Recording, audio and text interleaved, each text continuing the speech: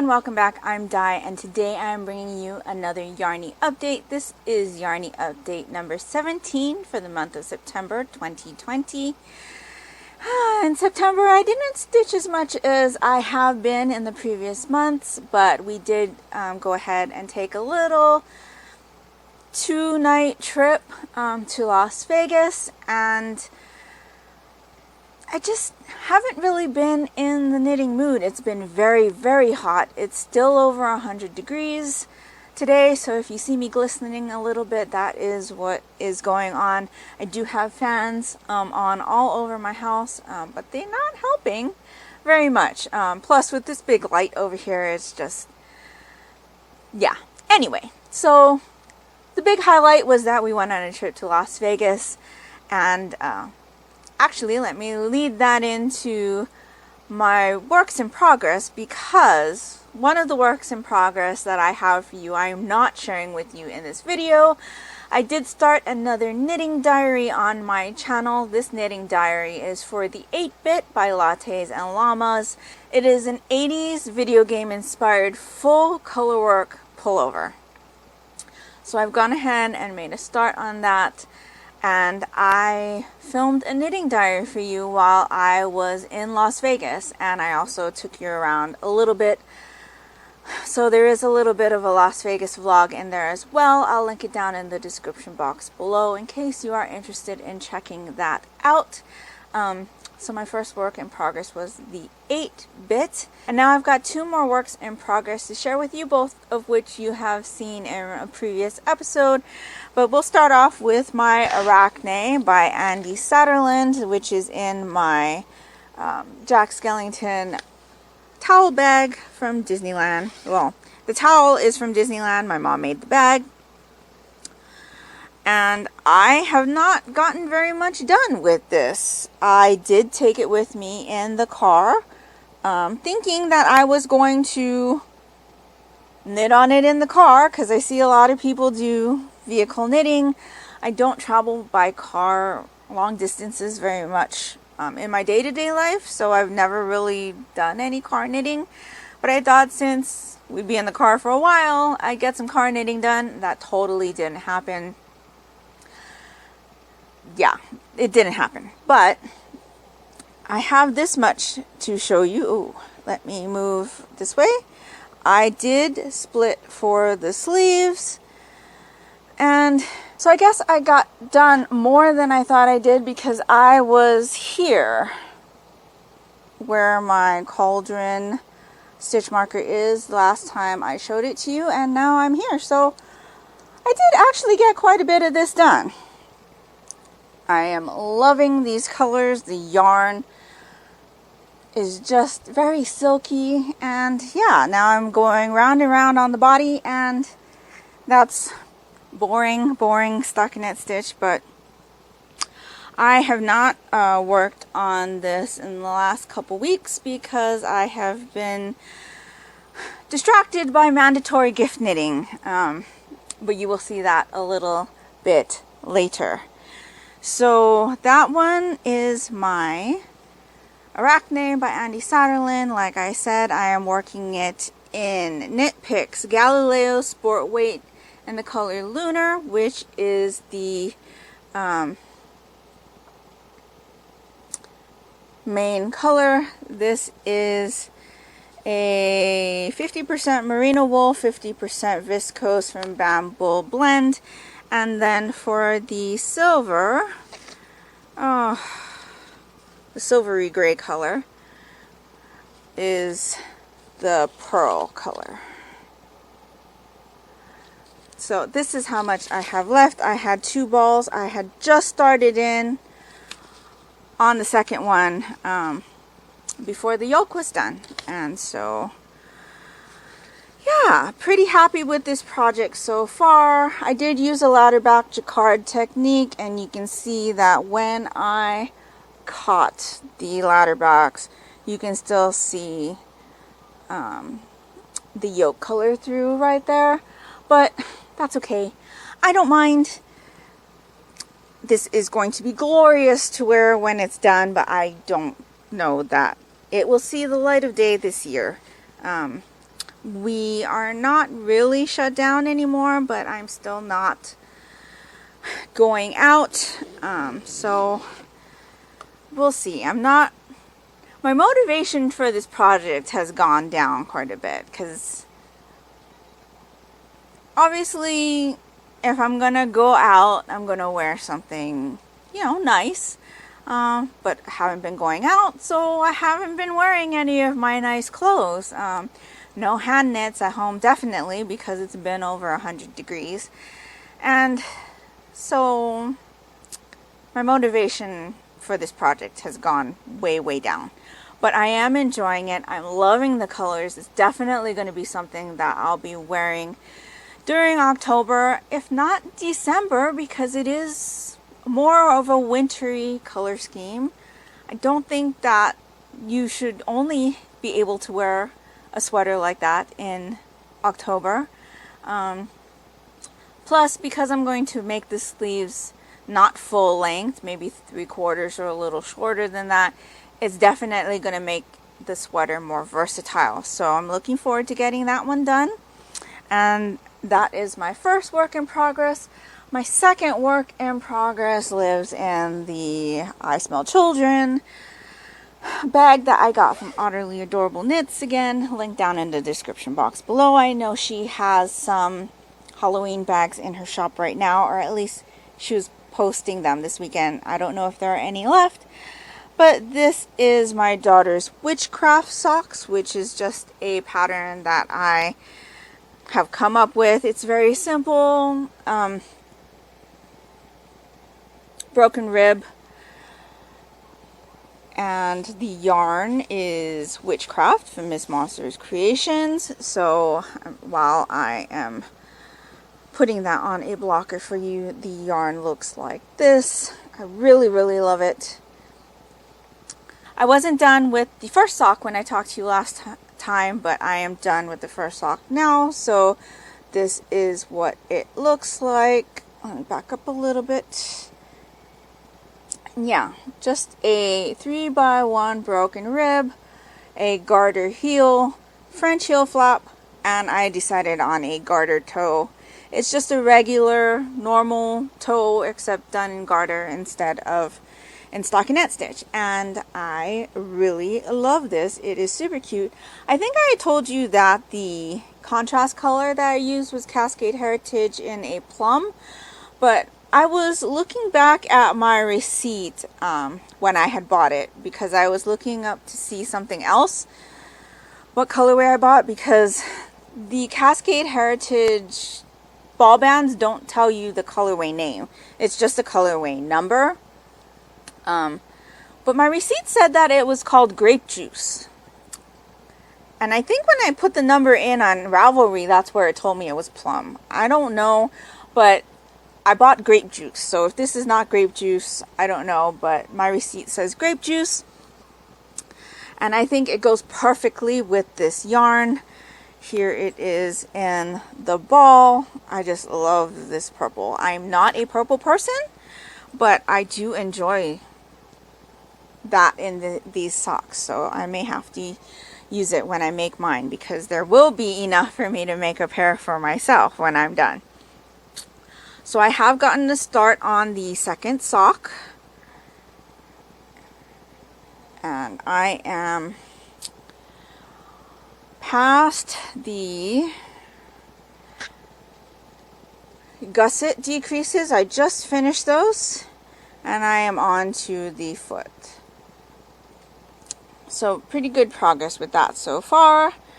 And you will see that I am on Magic Loop. Whereas when I showed you the first sock, I was on my Haya Flyers. Let's talk about that a little bit, shall we? I didn't mind working the Haya Flyers when I did the first sock. For some reason, it worked for me. I didn't have any issues with it. I wasn't poking myself as much as I had done previously. But when I had gone to do the second sock, because there had been a little bit of time in between when I finished the first sock and when I had worked the second sock, something happened. I don't know what happened, but I kept poking myself again. And I just didn't enjoy it. So I decided to move to Magic Loop, and truthfully, the sock is moving a lot faster now that I've moved to Magic Loop. But shortly, I will show you a project that I worked on my Addy Crazy Trios, which is basically a flexible double point as well. And I enjoyed that. I really like the Addy Crazy Trios. They are not as sharp as the higher flyers. And in fact, let me just show you what I'm talking about. So the one on my left, yes, the one on my left is the Addy Crazy Trio. So this one. The other one is the higher flyer. And you can see how sharp that is. The other thing with the Addy Crazy Trio is that one side is sharp, but the other side is more blunt. So depending on what you prefer, you can use whichever side you like. And even though these are both the same type of needle, you can also see how much of a difference there is in length. So that's the difference in length between the two needles. And then also there is a difference in length in the tip of the needle. And I think all of that makes working with the Addy Crazy Trios more enjoyable for me. It's having the longer needle, being able to have a little bit of a longer needle to hold on to, the fact that it's not as sharp, because that really is the down point for the higher for me. I know higher makes a not so sharp, I don't know what they're called, but I'm pretty sure they have a line that's not sharps. And if they had done it on the flyers, I think that would really work well for me. But every time I poked myself with one of the higher flyers, I thought I drew blood. It was that pointy. And so, yeah, I don't know. I don't know. I don't want to give up on them yet, especially because I have them, but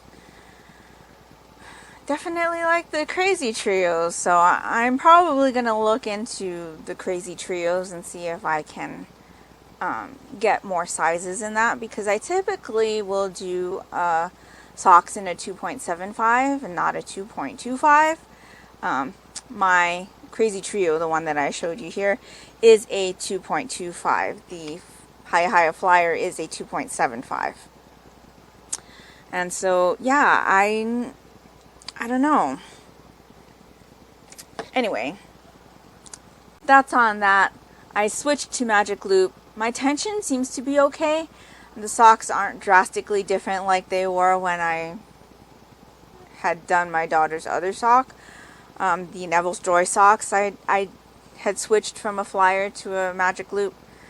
But it looks about the same, so I'm pretty happy with that. And now let's get into finished projects. So my first finished object is the Newborn Vertebrae by Kelly Van Nykirk. This is a free pattern on Ravelry, and I believe the only place you can find this pattern is on Ravelry. And this is the first time that I've done this particular pattern. It is a fingering weight baby sweater, a frontless. So it's meant to keep the baby warm on the back and the arms while the baby is being cuddled by you. And it's so cute. It's super cute. I did this one in Filcolana Arouetta Classic in the color Turquoise, color 811. And this cardigan took one full skein of the Filcolana Arouetta. And I'm very, very happy with this. It is worked back and forth, and I was a little concerned because when I finished this, it looked really, really uneven. But a little bit of a block has done it a lot of good. I did not swatch for this. I used the recommended needle size because I figured, well, I normally end up on the bigger side anyway. So a little bit bigger for a baby is not going to be harmful at all. And oh, it's just so cute. So cute.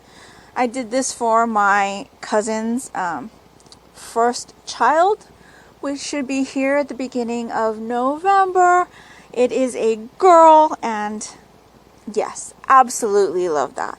So this was the little bit of gift knitting that I got distracted by because obviously there's a little bit of a time crunch on that with the baby coming so soon. So that is the newborn vertebrae, and to go with that, I made these. Look how cute. These are Hodge by Stella Lang. These are also free pattern on Ravelry. I believe these are also only on Ravelry. I could not find them anywhere else. But these are just the cutest little baby booties. I had done these on the Addie Crazy Trios, like I had mentioned a little bit earlier, but oh. I did not knit when my daughter was born. I didn't teach myself to knit until she was almost 4, I think. And so I have no hand knits for her, but these are just adorable. They are adorable. I was a little bit concerned that they were a little too small. I don't know. I couldn't remember. It's been a while since I've had an infant, but I'm hoping these will be okay. My mom says it looks about the right size for a little one, so I do hope that they enjoyed it. And I did it in the same yarn as the newborn vertebrae, which is the Phil Kalana Arouetta Classic in Turkish. And so I still have quite a bit of this left. These are just the cutest, and they fold down like that, but they have this ribbed section in the middle to hold the baby's ankle so that it stays on, and then you fold it down, and it is just the cutest little baby booty. So that will be going in the mail soon to my cousin. And yeah, so those are all of the items that I have been working on lately. Let me talk to you real fast about a project that I am planning to do. So I'm going to reach over here. And my mom made me a new bag. This is another towel bag. It is a Halloween one. I got this towel at Joann's a couple years ago. And yeah, so anyway, I have decided that I am going to participate in the West Knits Knit Along this year, which is called the Slipstravaganza, I believe. I have not ever done a Stephen West design before. I am terrible at staying on track when it comes to make-alongs. But a lot of the people that I follow on Instagram and YouTube are participating in this, and it really made me want to get in on the fun. So I thought I'd be able to find some yarn in my stash that I could use. But when I had gone and actually looked at the skeins, because you know, in your mind it always looks different from what it actually looks like. So when I finally put the skeins together, it didn't look right. I wasn't happy with it. And if I was going to be participating in something not only mystery, but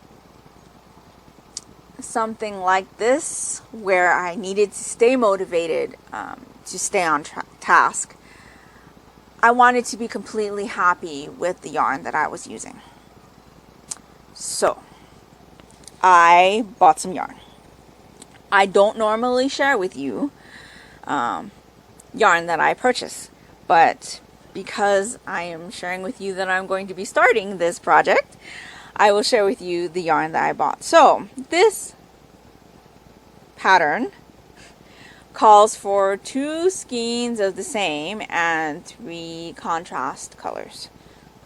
3 single skeins of contrast colors. So I decided to go ahead and get some Cascade Heritage because it is a commercial yarn. I wouldn't have to worry about pooling or anything that normally comes with using multiple skeins of hand-dyed yarn. And because I don't know what this is going to look like other than that it's going to be a shawl, I just didn't want to pay a lot of money, let's be honest, pay a lot of money on something that I didn't know what it was going to look like when it was done. So Cascade Heritage is very inexpensive. I do enjoy working with it. As you can see in my Witchcraft socks, I do have a lot of Cascade Heritage in my Clip Crows Fly Again sweater, and it's been a yarn that I have enjoyed using very recently. So I decided to go ahead and get this Heritage Wave, which is interesting because it's grays and blacks and charcoals. Well, not really blacks, but grays and charcoals and like a bluey gray, and they're all like twisted together, kind of like a Zauberball. And I thought that since I didn't want it to be solid, this would give it a little bit of interest, but still be enough of a, like, I don't know, enough of a solid without being a solid. So I got 2 skeins of that. And this is the color 515. I think it was called Graphite on the website. I bought them from Simply Socks Yarn Company, which is a company that I really enjoy purchasing from. And I didn't even know that the wave came in fingering. I thought it was only a DK weight yarn because I had only ever seen it in DK. But perusing the Simply Socks website, I found this, and I think it's going to work really well. So my contrast colors, I decided to go for a gradient. And if you know me at all, my favorite colors are turquoise or teal or in that type of family.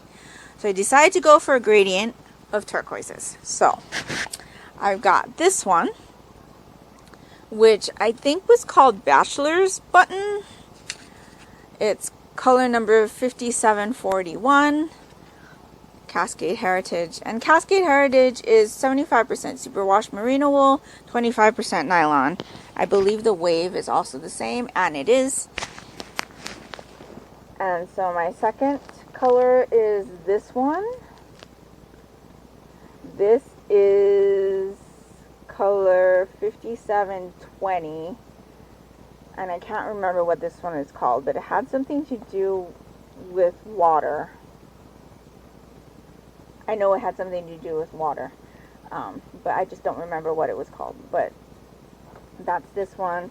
And then I bought another color of Cascade Heritage. It's cerulean, and I don't have it here with me right now. It's back there.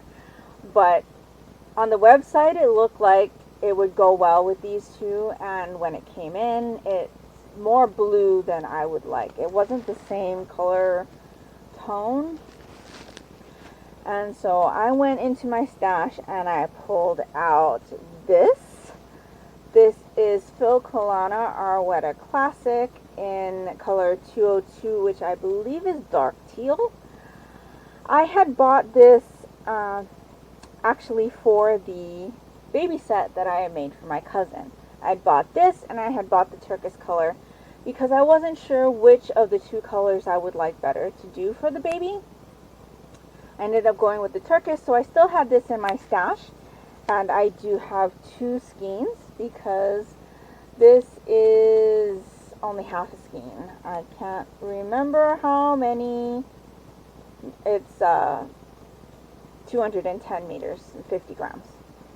So I've got these two, and I think if I hold it up to you like this, eesh, and I think those are going to look great together. So those are my plans for the slip stitch along. We'll see if I can stay on task. I know there's not much of a difference between these two, but on camera it looks like there is. In person, there's like maybe one step in between, but I think it's still gonna look fine. I'm hoping it'll still look fine. But yeah, so that's my plan for October. That's coming up very quickly. I believe it starts on the 9th. I've seen a lot of people's planned yarns. I'm super excited to see how this is going to come out. I've always been afraid to do a Stephen West design just because I know his patterns include a lot of different techniques, and I think because I will be stitching this with so many other people that there'll be plenty of help available if I have questions, or you know, just seeing how everybody else is doing. Plus it'll keep my motivation up because I'll be seeing everybody's progress, though I haven't decided whether or not I'm going to follow the hashtag on Instagram, because I don't know that I want to be spoiled. I want to have to make myself click on that hashtag in order to see it. Otherwise it's just going to automatically show up in my feed, and that's not good sometimes. But anyway, I'm super excited for this. I'm expecting that I will learn a lot because, like I said, his designs usually include a lot of different techniques in them. And yeah, so that is my plan for October. One more thing to talk about before I let you go. I released my first knitting pattern. This pattern is 10 years in the making. Back in 2010, I think it's 2010. It might have been 2009 when I'd watched the show. I was watching a lot of Korean dramas. I just started watching Korean dramas in 2009. So maybe it was 2010 when I saw this one. But I had seen the Korean drama You're Beautiful. And in the drama, in one of the scenes, our main character, Go Min-nam, is wearing a off-white brioche kind of floppy hat, or a tam. And I really wanted to make one. I am not a big hat wearer. You won't see me wear them a lot at all. It has to be ultra cold in order for me to wear a hat. And even then, there's no guarantee that I'll wear one. But I thought, when I saw it, I'm like, you could totally make that. So I went online, I looked for patterns. I didn't even know what stitch I was looking for. But when I finally figured out that it was a brioche stitch, I went through all of the patterns on Ravelry to see, and at that time I really wasn't paying for patterns. I would only do free patterns. And Ravelry was really new to me also. I still wasn't really confident in my knitting ability. But anyway, I digress. I looked for a pattern, I found one, and everything just went wrong. Nothing was the way I wanted it. It didn't look right. I had to rip it back 3 times. In any case, I ended up trying to write my own pattern. And in the end, I was able to do so. You can check my blog post down below for it, because the pattern is only on my blog right now. But I called it the Go Min-nam hat because it was the hat that I was inspired to make from the character Go Min-nam in the Korean drama You're Beautiful. and it looks like this. So let me move this way.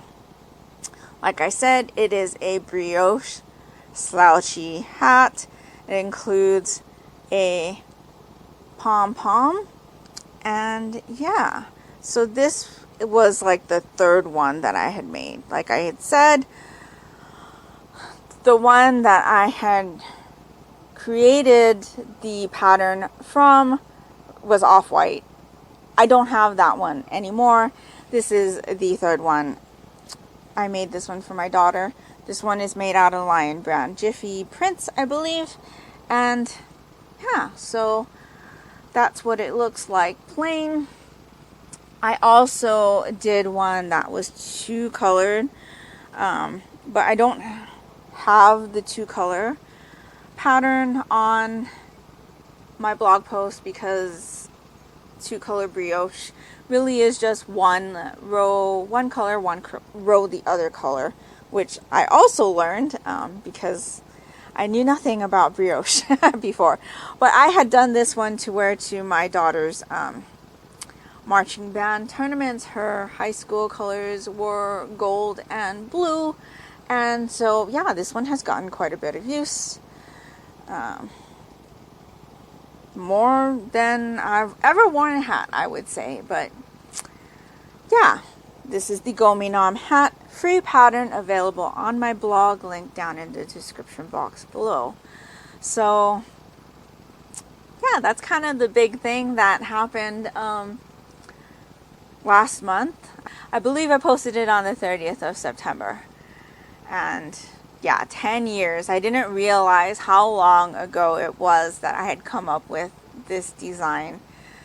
I was actually getting ready to release it in like 2016 or so, and 2016 I think.